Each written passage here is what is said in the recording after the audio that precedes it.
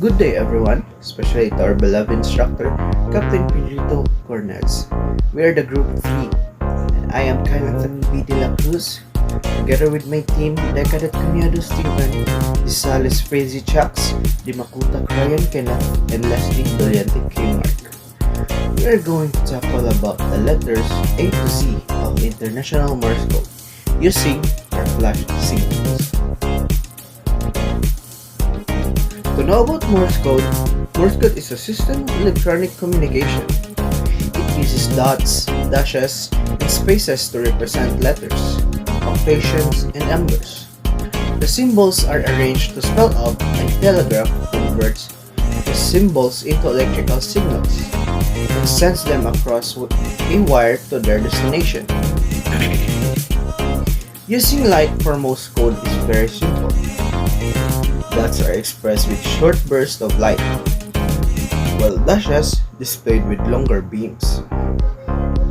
Transmitting Morse code with light provides line of sight security, meaning only those can see the light can receive the transmission.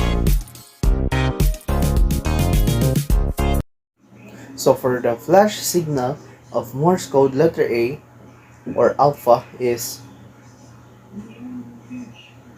and also has a meaning have diver down, keep clear. And for letter B or bravo is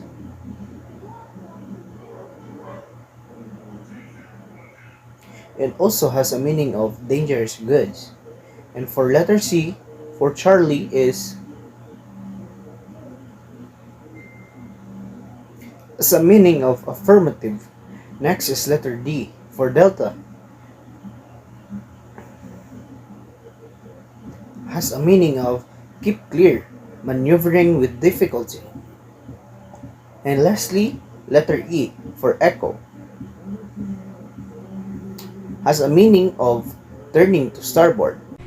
This is Cadet Dimakutak, and I'm going to perform the Morse code signals from F to J and its international code flags. First is Foxtrot. Means I am disabled, communicate with me. Next is Golf. Meaning I require a pilot or howling nets. Next is Hotel. Meaning pilot on board. Next is India. Means turning to port. And next is Juliet.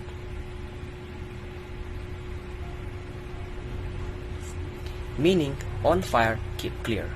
This is Cadet Disales. I am here to perform Morse code from K to O and its international flag signals. First is Kilo.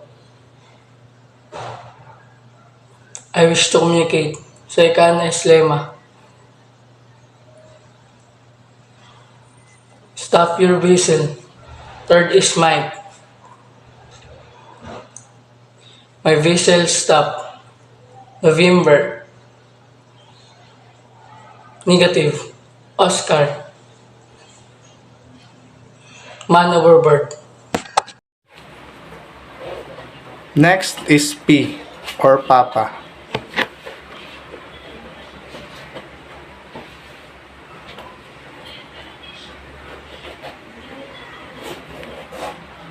Papa means I am about to put to sea. Next is Q or Quebec.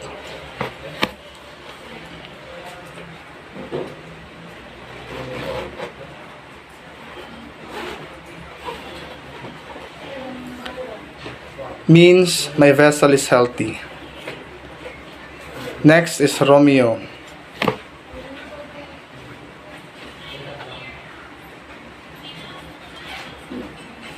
Means I have received your signal. Next is S or Shera.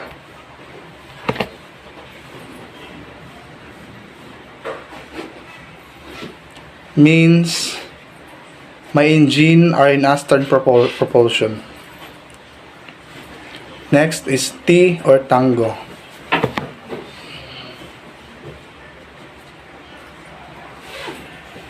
means keep clear, I am pair trolling. So second, uniform. So uniform.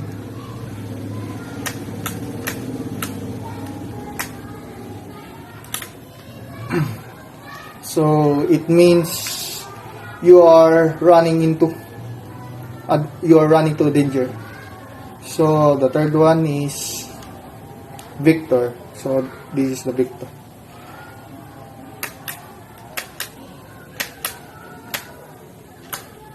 So it means I require assistant. So the fourth one is the whiskey. Whiskey.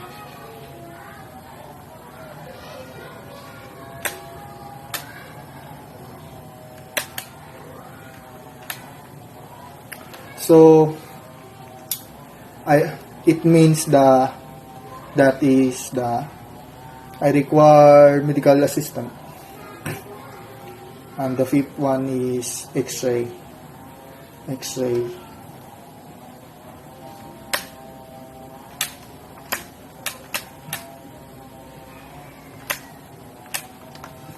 So it means stop your intention and wait for watch the signal.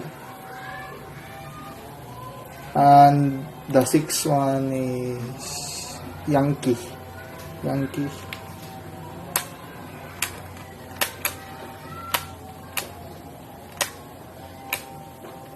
So the meaning of that is I am dragging my anchor.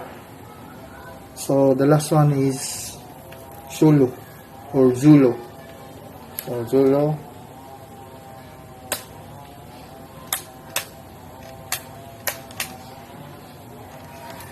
So the meaning of that is I require a tag